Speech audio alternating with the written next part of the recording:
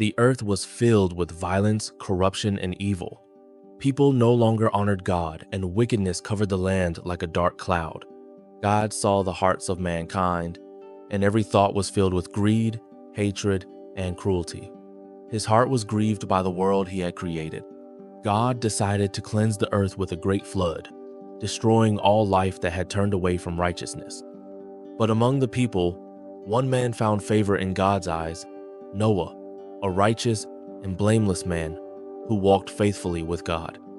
God spoke to Noah and said, "I am going to put an end to all people, for the earth is filled with violence because of them." He commanded Noah, "Build an ark of cypress wood.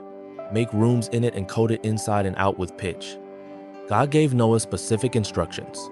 The ark should be 300 cubits long, 50 cubits wide, and 30 cubits high. Noah listened carefully, trusting in God's words even though the skies were clear and no rain had yet fallen. While others laughed and mocked him, Noah gathered his family and began constructing the massive vessel. Day after day, Noah and his sons labored, cutting wood, shaping beams, and assembling the mighty ark according to God's design. The people of the land scoffed at Noah, calling him a fool. They continued living in sin, refusing to heed his warnings. Noah patiently warned them of the coming flood, but no one believed. Their hearts were hardened and blind to the truth. As the ark took shape, it towered over the surrounding land, a silent testimony to Noah's obedience and God's coming judgment. God then commanded Noah to bring into the ark 2 of every living creature, male and female, to keep them alive during the flood. Noah obeyed, gathering animals from every corner, lions, lambs, doves, elephants, each pair finding their place inside the ark. Food for the animals and Noah's family was stored aboard the ark. Every detail was carefully prepared as God had instructed. When everything was ready, God said to Noah, "Go into the ark, you and your whole family, because I have found you righteous."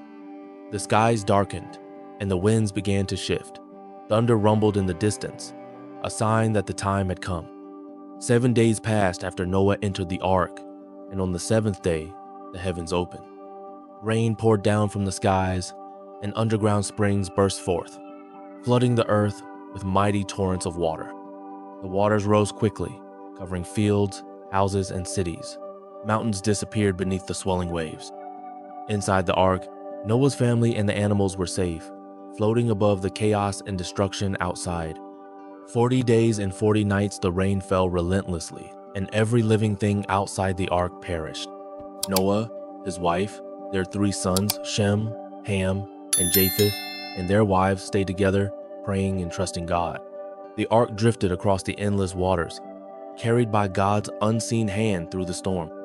God remembered Noah and all the animals, and he caused the wind to pass over the earth, and the waters began to recede. Slowly, the raging waters pulled back, and after many months, the ark came to rest on the mountains of Ararat. The rain stopped, but the earth was still wet and lifeless. Noah waited patiently, trusting God's perfect timing.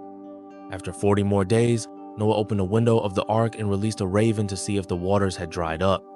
The raven flew back and forth but found no place to land, for the earth was still covered with water.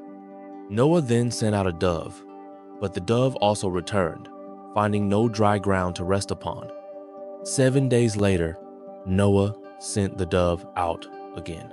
This time, it returned with a fresh olive leaf in its beak. Joy filled Noah's heart, for he knew the waters were receding and life was returning to the earth. He waited patiently yet another 7 days and sent the dove out once more. This time, it did not return. Noah understood that the earth was becoming dry and the time to leave the ark was drawing near. God spoke to Noah, saying, "Come out of the ark, you and your family, and bring out every living creature with you." The great door of the ark was opened, and Noah, his family, and all the animals stepped onto dry ground. Noah built an altar to the Lord and offered burnt offerings of thanksgiving for their salvation. The Lord smelled the pleasing aroma and promised never again to curse the ground because of man's sin. God made a covenant with Noah and all living creatures, promising never again to destroy the earth with a flood. As a sign of this everlasting covenant, God placed a rainbow in the sky, bright and beautiful after the storm. Noah and his family gazed at the rainbow, their hearts full of awe and gratitude for God's mercy and faithfulness. The earth was new, cleansed by the flood, and Noah's descendants would repopulate the world. Through Noah's obedience and faith, humanity was given a second chance to walk in the ways of God. Noah lived many more years, watching his family grow and the earth flourish under God's renewed blessing. The story of Noah's Ark became a lasting reminder of God's justice, mercy, and the power of faithful obedience. Generation after generation would tell of the man who trusted God when the world laughed at him. The rainbow remained as a symbol across the ages, reminding all who saw it of the covenant between God and his creation. Noah's faith shined brightly in a dark world, a beacon for all who would follow the path of righteousness. And so, through one man's faith, hope was preserved, and the promise of God endured forever.